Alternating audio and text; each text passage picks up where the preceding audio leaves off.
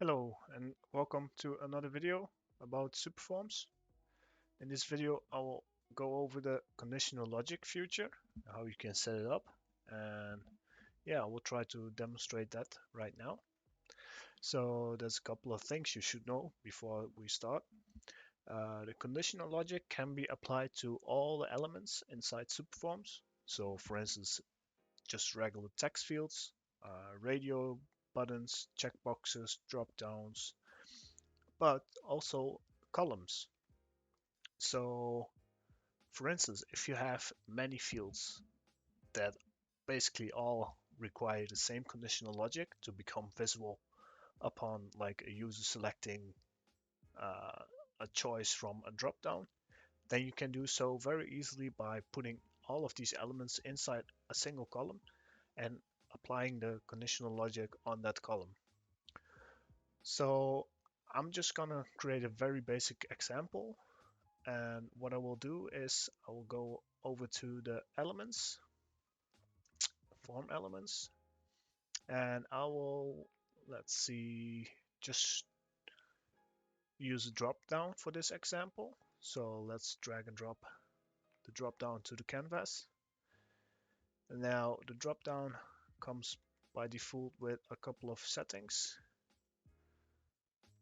Uh, for instance, by default, the retrieve method is set to custom items. You can change this to anything else, like for instance, if you need to retrieve categories from your WordPress site or specific post types, etc. But for now, we will just keep it simple and use custom items. So let's say we have a couple of items here. They're just choices the user can choose from. So keep in mind that this is the label that is visible to the user, and this is the value that is not visible to the user, but this value will be used when using tags. So if we want to retrieve the value of this field, then what we can do is inside the conditional logic, we can basically type curly brace open option. So option is the name of our field, and then curly brace close. This will retrieve whatever the user selects. So if the user selected the second choice, the tag will contain second underscore choice. So that's important to know. So, okay, I will leave this default. So we didn't change anything over here, so I will just close it. And the next thing I will do is I will add a column. So let's grab the column, drag it to the canvas. Okay, so now we have a column. Now, one thing I want to point out, this, what you see here is just a reference for yourself inside the backend builder. It's not visible on the front end, so just keep that in mind. So in this case, you would probably want to like call it something like conditional logic column, something like that. So now we can go and drag our elements inside this column that we want to be visible upon the user selecting, for instance, the second choice from the drop down. So in our case, I will just drag and drop a text area, and I will also drag and drop a radio button, for instance. So I will leave it as that. Now, please note that as soon as you drag and drop more items, they will be renamed automatically for you by adding an incremental number behind the default name of the field, basically. So we already had an option name, so this one becomes option underscore one. And so if you keep drag and dropping more items, then they will just be renamed accordingly, because in subforms you can't really save the form when you have duplicate field names. That's one thing to keep in mind. However, if you are a developer and you really require the option to have two field names that are exactly identical, then you can do so by heading towards the top over here, and here you can select to allow saving form with duplicate field names. So if you really need to, you can enable this option, but mostly you will never need this feature. So, well, it's there if you need to. So I will go ahead and remove this item, and I'll rename this colors. So I'm gonna change this real quick, and I'm gonna change this to red. So keep in mind, this is what the user will see, and on the right side it's the value. So if you leave this blank, you will see a placeholder. This is the label, this is the value, green. So blue, blue, update the elements. Now we want to have both of these fields to become visible as soon as the dropdown has the value second choice. So what you can do is edit the column by clicking the pencil and then navigating to this section, and from here you can change a subsection basically.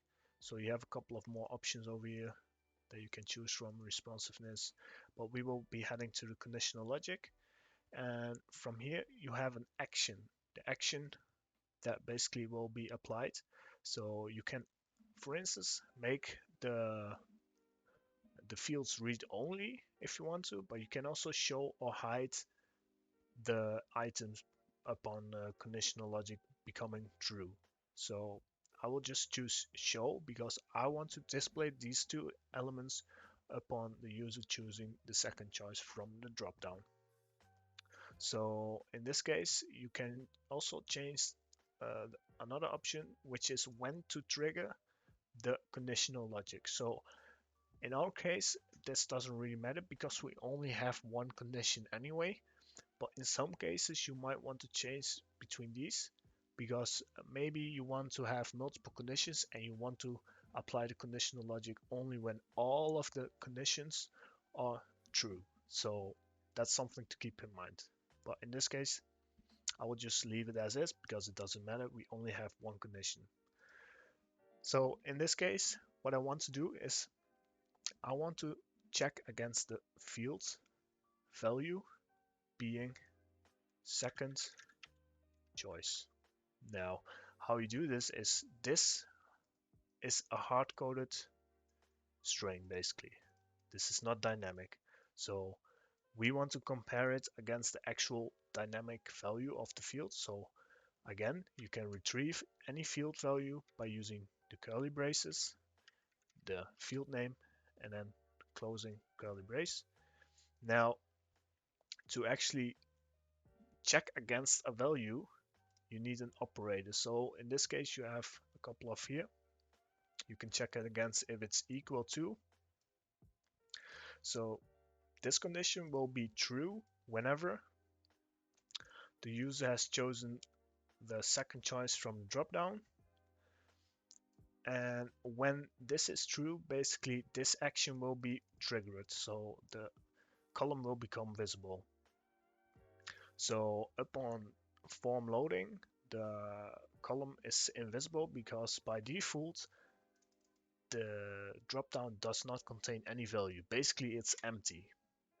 So that's one thing you should keep in mind. So you could also apply conditional logic upon a field becoming empty. So that's also an option you have. But in this case, we just compare to second choice.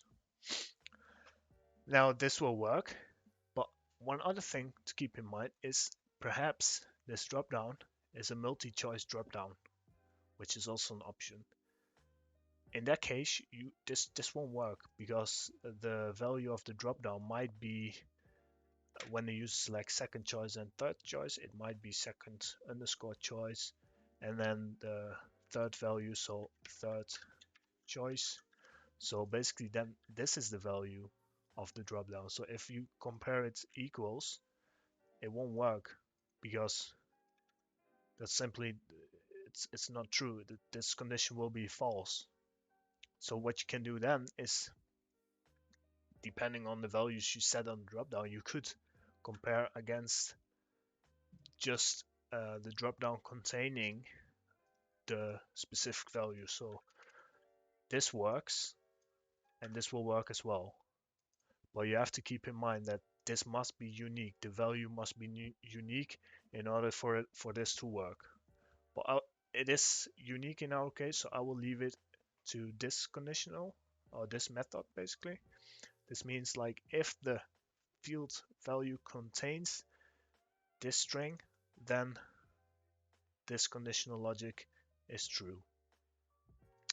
Now, one thing you could also do is like for instance, you might have like multiple fields and you want to check against the value combined of those fields. What you can do then is basically if you have multiple drop downs or checkboxes or whatever you have, then you can basically do this, put an underscore and then another field name, for instance.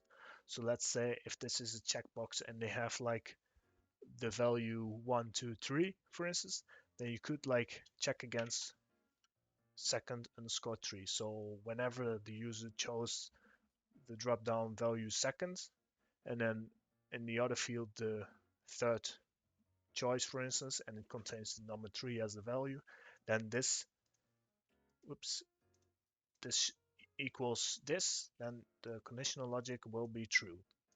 So that's one cool thing you can do as well to make it a little bit more complex. Now, another cool thing that I also want to explain here is that each uh, each multi-choice elements, for instance, drop-downs, checkboxes, radio buttons, they can have a value, but a value can have basically sub-values, so to speak, or multiple values. So what I'm talking about is, let me just quickly save this as intended before I continue. So I'll reset this to contain, so update. Now let's first check if the conditional logic works, because before we continue, so we can preview the form here on the right by clicking preview. Now here we can select first choice, nothing will happen, third choice as well, but upon choosing second choice, the column will become visible, so that works. Now about the multi-value values, if you go to the drop down and change the items, you can see we have a value here, but maybe we also want to assign a price to this option. So for instance, this one is $10. You can do so by adding a semicolon and then the next value. So let's say you want another value like true, or maybe 2, or another number, let's say, you can do so as well, but I will keep it simple. So let's say this one is $20 and this one is $30. Now if we save this and we go back to the conditional logic, we can basically also retrieve that second value. So what you can do here is defining the number, so an integer. So for instance, if you define this, it will retrieve the first value. If you define nothing, it will also retrieve the first value, so never the second value. So this is something you should keep in mind as well. But in this case, I want to check against the price. So let's say if the price equals 10, which is the first choice, then the column should become visible. So now if we preview this same form and we choose second choice, it will not display anything, but as soon as we choose first choice, as you can see, the column becomes visible. So yeah, that's one extra cool feature you have with the tag system, and you can apply that to the conditional logics as well. Now, as I explained, all the elements can have conditional logic, but there is an exception, which is the multipart element. Multipart elements cannot have conditional logic, but a cool thing about the multipart element is that as soon as you have like a couple of multiparts, well, multipart is basically a step in your form. So the user starts out on step 1 and they can continue to the next step. Now, when you, let's say, have a multipart with elements, and so I will drag this one to the first step and this to the second, and then at the last step, step 3, the email, let's name this step 3, step 2, keep it a little bit organized, step 1. Now, what will happen is the multiparts will be generated, and now the column in the second step is invisible unless the user chooses the first option from the dropdown. So if a multipart doesn't contain any elements, it will just skip the multipart basically completely. So it's kind of basically, maybe you could say, conditional logic on the multipart, but it's not applied on the multipart itself. So I will show that here. If I edit this multipart,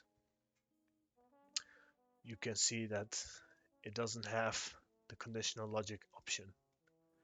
So now if we preview this form, you should be able to see, like, if I click to the next step, it will just skip it. You cannot go to the second step because there's no elements inside this step right now. So if we choose second choice, it will just skip it. Third choice, skip. But if we choose the first choice, it contains some values. So now the step becomes like clickable, so to speak, and it doesn't get skipped. So that's basically how that works. So yeah, that I think that wraps it up for the conditional logic. Maybe one thing I could show you is like, let's say you have like this column with the conditional logic, but you want to have some conditional logic on the fields inside that as well. So you can do this by, let's say we just add an HTML element just to demonstrate a couple of more things here. Maybe add a tabs element as well. So let's add that here. Actually, I will put the HTML inside the first tab. So, and I'm gonna apply some conditional logic on the tab or accordion elements. And when the color is the color blue is selected, I will display this. Oh, actually, that's another interesting thing. Like, this element doesn't have the conditional logic, but you can put this in a column. So let's just grab a column and instead put the accordion inside the column and apply the conditional logic on the column. So I will enable it same way. Now, as soon as color equals blue, let's say blue. Now, another thing actually about conditional logic is you can set, like, this is one single condition, but you can check against two values. So let's say if color is red or blue, you can do that as well. And if you need to check against multiple, you can do this as well. So you can basically add an unlimited amount of conditional logics. So now update this element, and as you can see now, let's try and edit this HTML element just for debugging purposes. So let's edit it and add some content here. So color, I want to know what color was chosen. Now this will always retrieve the value. So if you want to retrieve the label, you can do that as well with tags. So color label, is color and a semicolon label. And for instance, like I explained earlier, if you want to retrieve the second value of a selected option, you can do so as well by using so for instance, option price is, which will retrieve the price. Option value is basically this option, and option label is option label. So that's kind of how that works. Now I'm going to update this element, and now if we preview this form, it should output and debug everything. So first choice it was yes, and now it was selecting blue in the am I missing something here? Hold up. I applied some conditional logic on this condition. Show when is our blue. Oh, colors. Oh, I made a mistake here. It's colors. The field name. Okay, colors. So update that. And we also have to update these values then. Otherwise they won't output anything. So colors,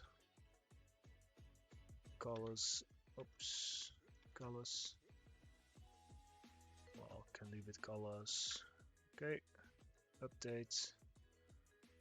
Now preview this form. And now when I choose blue, you can see the tab element is visible. And as you can see here, the HTML element replaces these tags with the actual value, the label, and the price, which is 10 for the first choice. Now for the color, it's the value blue and the label is blue. When I change this, the accordion will become invisible, and when I choose red, it will be visible again because we had a conditional logic that checks against blue or red. So yeah, I think that wraps it up for the conditional logic. If you want me to do more videos about specific things within Superforms, let me know. I'm more than happy to demonstrate them. And yeah, have a nice day. Take care.